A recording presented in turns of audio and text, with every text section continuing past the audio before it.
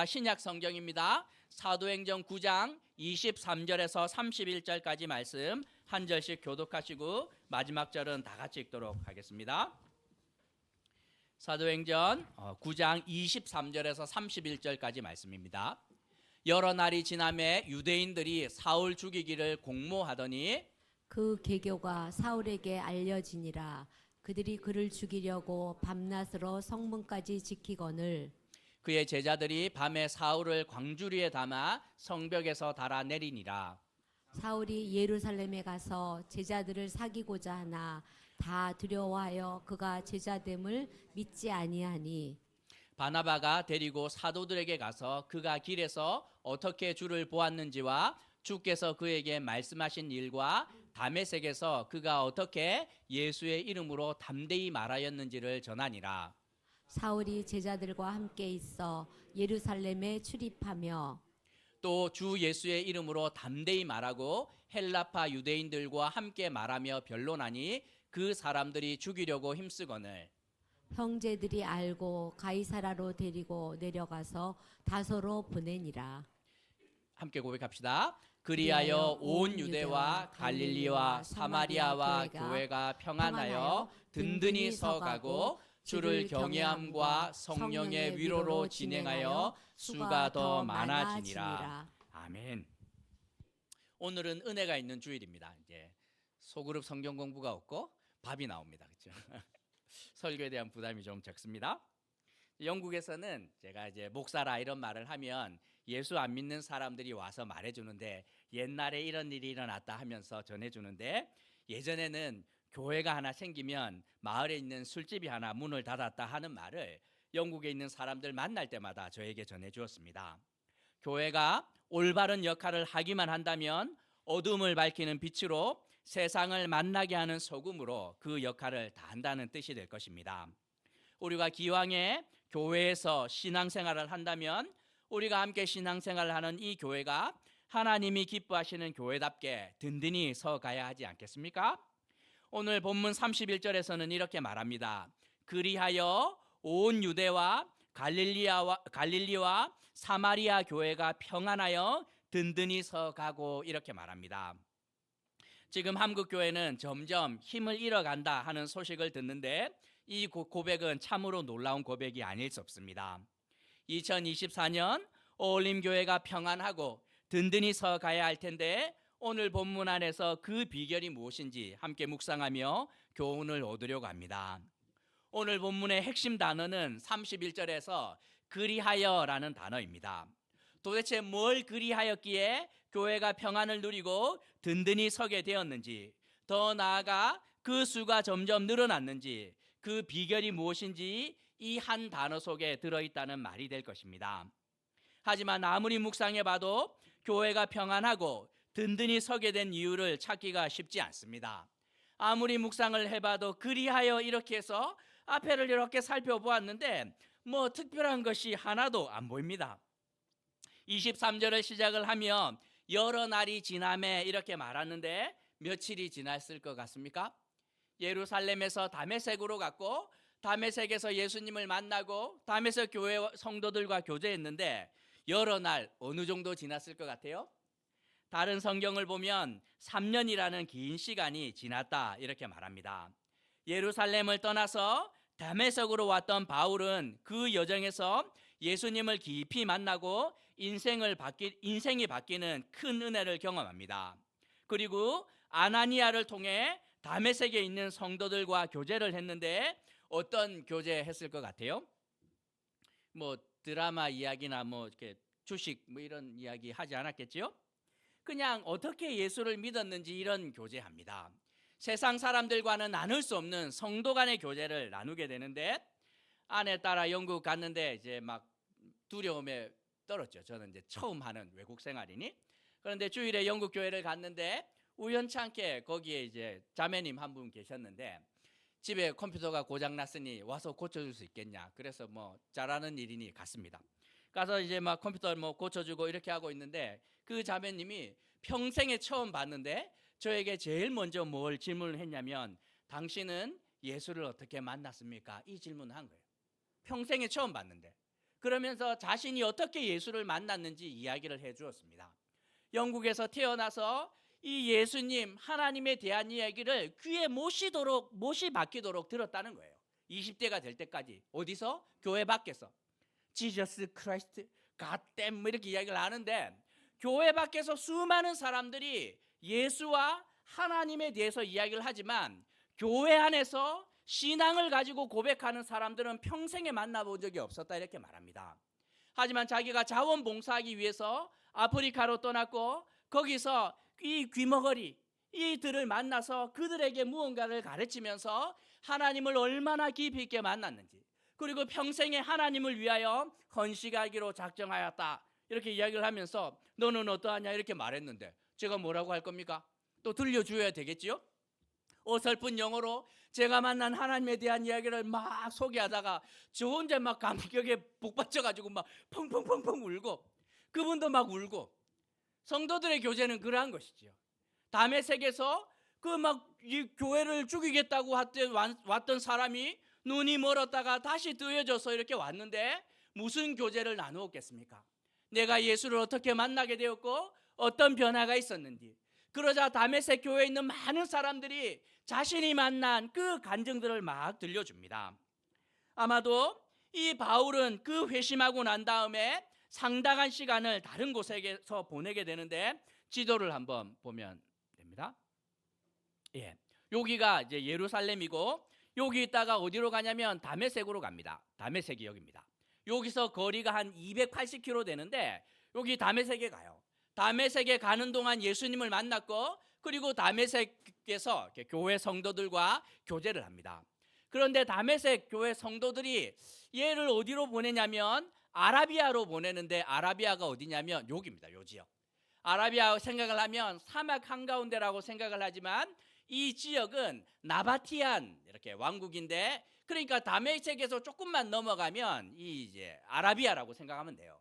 여기로 건너갔고 여기서 무려 3년이라는 시간을 보내게 됩니다.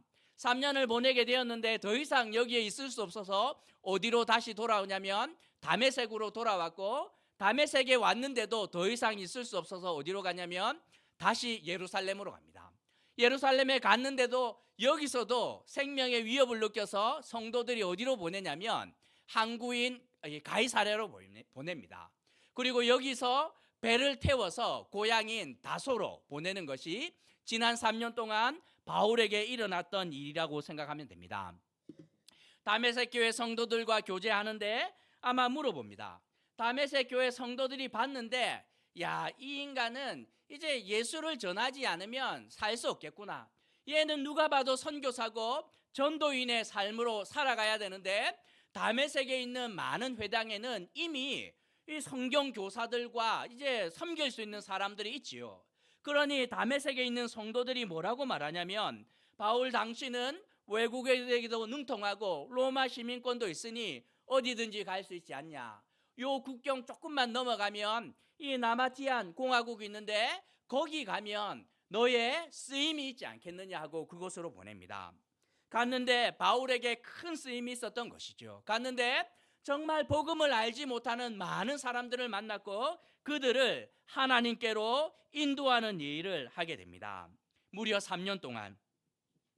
제가 이제 신학대학원 2001년 들어갔는데 신학대학원 과정은 총 3년 과정입니다.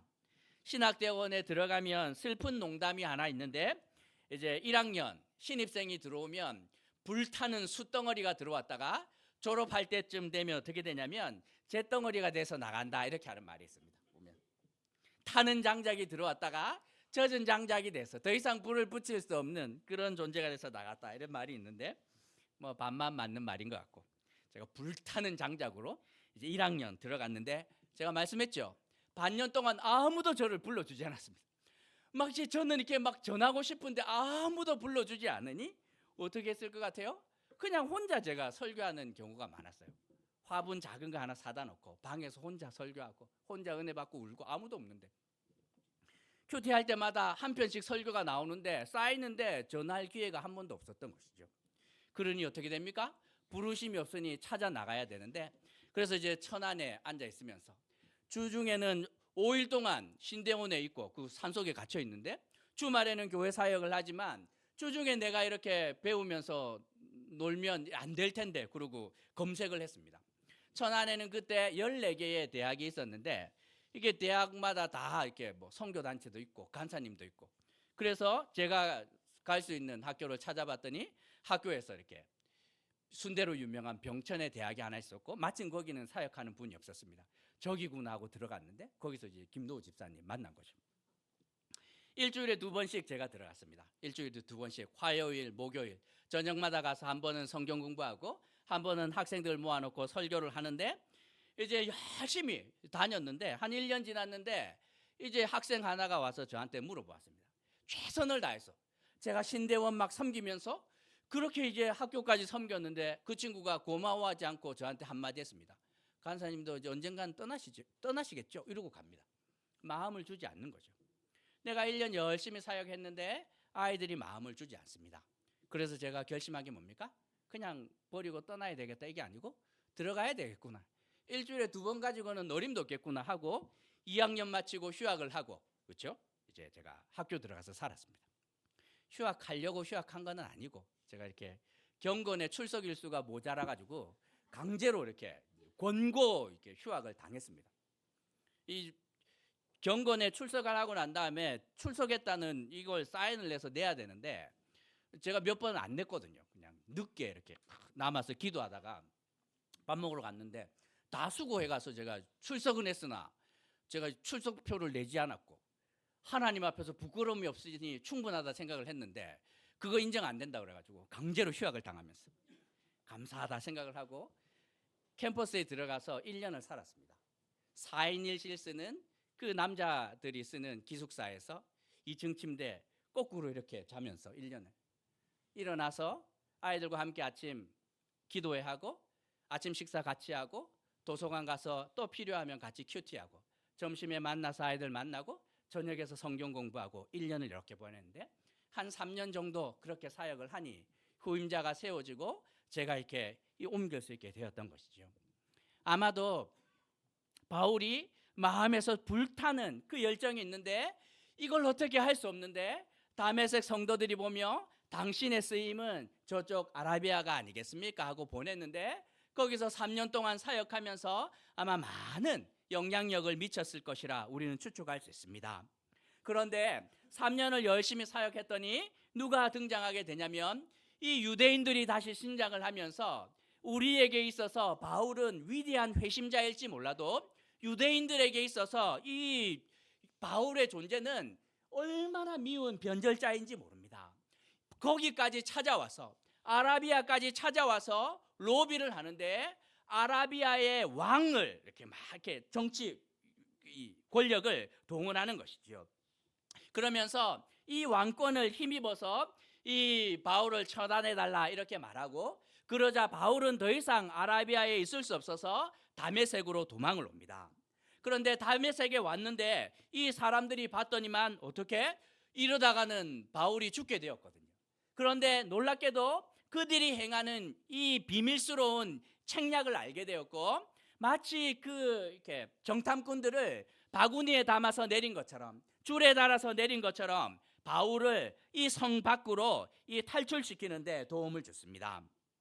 24절에서 보면 성도들이 그 계획을 먼저 알았고 성문을 굳게 지키고 있었지만 25절에서 바울을 광줄에 담아 성 밖으로 탈출시킵니다. 바울은 자신을 따뜻하게 맞이해 주었던 다메섹 성도들과 작별하고 자신이 떠나왔던 예루살렘으로 26절에서 다시 돌아갑니다. 아마도 그 예루살렘으로 갔던 이유 가운데 하나는 자신을 아는 사람이 있었는데 바나바였던 것 같습니다. 우리가 다 압니다. 이렇게 목회를 조금 하다 보면 저쪽 교회 이야기, 뭐 선교지 이야기 하나하나 듣게 되는데 아마도 다메섹에서 있었던 이야기가 예루살렘 교회에 전해졌던 것 같고 예루살렘 교회의 유력한 지도자 가운데 하나였던 바나바는 아마 바울을 올 수 있도록 길을 열어주었던 것 같습니다. 바울은 교회 수장이었던 베드로와 요한을 이번에 만나서 교제하기 원했을 것이고 자신이 예루살렘에 있는 동안 그렇게 예루살렘 교회와 성도들을 핍박하였는데 이번에 가서 참 이렇게 뭐 변론도 하고 사과도 하고 자신이 어떻게 변했는지 알려주기 원했던 것 같습니다. 하지만 26절에서 예루살렘 교회 성도들은 바울을 두려워합니다. 당연한 것 아니겠습니까? 그런데 27절에서 자신의 소유를 다 팔아 구조했던 바나바가 바울을 예루살렘 교회에 소개합니다. 바울의 회심이 얼마나 진실될 것인지, 지난 3년 동안 다메섹에서 또 아라비아에서 어떤 일을 감당했는지, 여기까지 어떻게 오게 되었는지 바나바는 상세히 설명합니다. 그러자 28절에서 예루살렘 교회 성도들과 바울은 믿음의 교제를 나누며 이 많은 사람들에게 자신이 만났던 예수님을 소개합니다. 하지만 변절자 바울을 유대인들은 좋게 보지 않습니다. 이제 네가 네 발로 들어왔구나. 너 때문에 우리가 막 스데반을 죽이는데 동참해서 살인자 누명을 썼는데, 네가 한 말 믿고 내 인생 전부를 이렇게 던졌는데 너는 변절하여 저쪽으로 넘어가고 우리가 너 가만히 두지 않겠다 하면서 바울을 죽이려고 작정한 사람들이 음모를 꾸미기 시작을 하였는데, 29절에서 그 음모를 미리 알렸던 예루살렘 교회와 성도들은 바울을 어디로? 가이사랴까지 몰래 데려갔고 거기서 배를 태워 가장 안전한 바울의 고향인 다소로 보냅니다. 여기까지가 그리하여라는 말 속에 숨겨진 3년의 여정입니다. 목사님 귀를 씻고 이렇게 막 집중하고 들어도 그리하여 교회가 평안했다, 든든히 서갔다 하는데 비결을 저는 하나도 모르겠습니다. 도대체 여기서 무슨 비밀이 숨겨져 있는지 저는 알 수 없습니다. 저도 모르겠습니다. 그리하여 교회가 평안하고 든든히 서갔다 이렇게 말하는데 3년 동안 이런 일 왔다 갔다 한 게 전부였는데 도대체 뭐 때문에 교회가 든든히 서갔는지 저도 잘 모르겠습니다. 하지만 우리는 31절에서 답을 찾을 수 있는데 31절에서 이렇게 말합니다. 주를 경외함과 성령의 위로로 진행하여 그 수가 더 많아졌더라 이렇게 말합니다. 우리 교회 한번 돌아볼까요? 이 어울림교회의 전신이었던 소망교회가 성남에서 시작되었습니다. 그런데 거기에 이렇게 개척 멤버들 교회에서 어려움을 당해서, 세상 사람들이 아니라 교회에서 어려움을 당해서 교회에서 나올 수밖에 없게 되었고 다 흩어져서 이렇게 있다가 의기투합하여 고덕동에 다시 모여서 이렇게 열심히 신앙생활을 합니다. 뭐 거기 있다가 다시 성내동으로 온 게 전부 아닙니까? 여러분의 지난 여정이에요. 희성교회도 마찬가지 아닙니까? 동부빌 1층에서 카스 회사 건물까지 왔다 갔다 하며 6년의 시간을 보낸 게 저희의 전부입니다. 그러다가 하나님의 부르심을 따라 2년 전에 우리가 합쳐진 게 전부 아닙니까? 거기서 무슨 교회의 성공 비결이 있습니까? 제가 기억나는 거, 그 고덕동 있다가 여기 왔을 때 의자 이거 막 날라야 되는데 김영만 장로님이 이제 힘에 붙여가지고 이제 더 이상 의자 못 옮기겠습니다, 사람 씁시다 했던 거 아직도 기억이 나요. 박혜숙 권사님이 얼마나 화냈는지 모릅니다. 탁 목사님 공사하는데 맨날 이 쓸고 닦고 하니 제발 한꺼번에 좀 청소합시다, 화낸 게 전부인데 무슨 비결이 있습니까? 그냥 왔다 갔다 주님의 뜻을 따라 거기 갔다가 교회가 핍박해서 쫓겨났다가 흩어졌다가 모였다가 뭐 옮겼다가 한 게 전부인데 거기 무슨 비결이 있습니까? 숨겨져 있습니다. 그 안에 놀라운 비밀이 숨겨져 있는데 교회가 왜 성공하고 흔들리지 않고 든든하게 서갔는지 거기에 비밀이 있다는 말입니다. 주를 경외함이 있었기 때문인 것이지요. 교회가 망하지 않는 유일한 이유는 우리가 누구를 두려워하고 누구를 두려워하지 않는가 하는 것입니다. 교회가 세상을 두려워하고 돈을 두려워하고 권력을 두려워하면 망하게 되는데 이 교회가 망하지 않았던 유일한 이유는 주를 경외하는 것, 세상을 두려워하지 않고 오직 하나님만을 두려워했기 때문에 교회가 평안하고 든든히 서갈 수 있었다 말하고 있습니다. 주위를 둘러보면 화려하고 아름답게 보이는 교회들이 얼마나 많습니까? 하지만 작고 미미한 교회를 우리가 충성스럽게 섬기는 이유는 우리 안에 하나님을 향한 경외함이 있기 때문입니다. 교회를 평안으로 이끌고 든든히 세우는 비결은 교회와 성도가 세상을 두려워하지 않고 오직 하나님만을 두려워하고 하나님을 경외할 때 그 교회는 절대로 망하지 않습니다. 아라비아의 왕 아레다가 유대인들의 요청으로 바울을 죽이려고 했습니다. 그것을 도우면 이제 아라비아 왕하고 충돌이 일어나게 되지만 바울의 도피를 돕는다는 것은 쉬운 일이 아니에요. 하지만 다메섹 성도들은 단 한 사람도 배신하지 않고 100명이 지켜도 한 사람만 언제 탈출합니다. 누설하면 잡히는 것 아닙니까? 그런데 다메섹 성도들은 아레다 왕 두려워하지 않습니다. 세상의 권력 하나도 두려워하지 않고 오직 하나님을 경외하면서 마치 기생 라합이 세상 사람 두려워하지 않고 밧줄에 이렇게 정탐꾼들을 숨기고 놓아주었던 것처럼 하나님을 두려워했다는 말입니다. 예루살렘 교회도 마찬가지 아닙니까? 바울을 죽이려고 하는 유대인들에게 바울을 넘겨주기만 하면 그 정치적인 거래가 이루어지고 어쩌면 쉬운 일을 갈 수 있었겠지만 예루살렘 교인들은 단 한 사람도 바울의 도피 계획 발설하지 않습니다. 언제 이쪽 가이사랴에서 배 탑니다. 이 정보 누설하지 않습니다. 왜? 하나님을 향한 경외함이 있었기 때문입니다. 누가 뭐래도 세상 두려워하지 않습니다. 그냥 아무것도 두려워하지 않고 오직 하나님만을 두려워하는 경외함이 있었기 때문에 지난 3년 동안 교회가 평안하고 더욱더 든든히 서갔다 성경은 말씀하고 있습니다. 교회의 생명은 여기에 있지요. 교회가 세상을 두려워하는 순간 흔들리고 평안이 사라지고 맙니다. 예수님의 제자 베드로가 예수님만을 바라봤을 때 무리를 걷는데 흔들림이 없습니다. 하지만 어느 순간 파도와 바람에 마음을 빼앗기기 시작을 하자 그의 발이 물속으로 점점 빠져 들어가는 것 아닙니까? 예수님께서 와서 베드로를 건져주시면서 말씀합니다. 믿음이 적은 자여 왜 의심하느냐? 저는 책망하는 목소리라고 생각하지 않습니다. 주님이 참 답답했을 것 같아요. 네가 아직도 날 잘 모르는구나. 베드로야, 네가 내가 어떤 존재인지 알았다면 이런 일 없었을 텐데 하고 주님이 아쉬워했을 것이라 생각을 합니다. 바울도 다메섹 교회의 성도들도 예루살렘 교회 성도들도 흔들리지 않는 견고한 믿음으로 하나님을 향한 경외함이 있었는데 그 결과 하나님은 성령의 위로를 그들에게 부어주십니다. 하늘로부터 허락되는 은혜 아닙니까? 그러면 전부를 얻는 것이나 마찬가지입니다. 우리가 하나님을 두려워하지 않는 순간 얻게 되는 큰 유익 가운데 하나는 성령의 위로 곧 하나님께서 부어주시는 위로인데 이것이 더해지기 시작을 하자 교회 안에 재정이 더 늘어나지도 않고 유능한 사람이 세워지거나 행정적인 조직이 탄탄하지 않은데도 불구하고 그 교회는 수가 늘어나고 평안을 누리며 더욱더 든든하게 서게 되었다고 말하고 있습니다. 가정이 언제 무너집니까? 아버지가 이렇게 일하다가 이렇게 다쳐가지고 더 이상 이제 수입이 끊어지면 망할 것 같아요? 큰 위기가 오죠.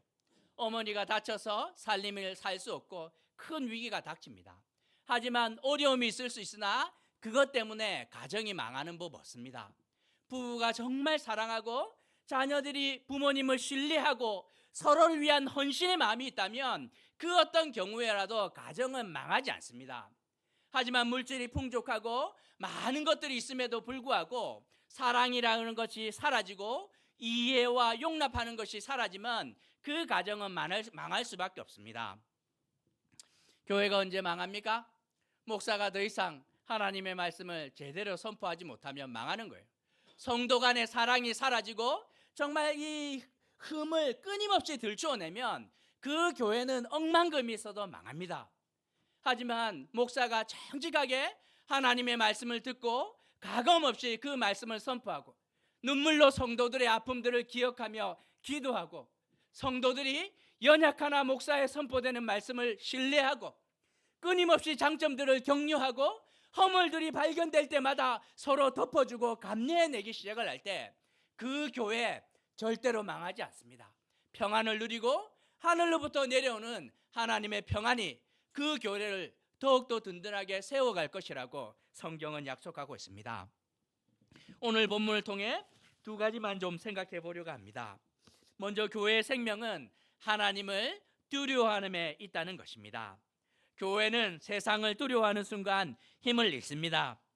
목사님 말이 쉽지요? 그게 쉽지 않습니다.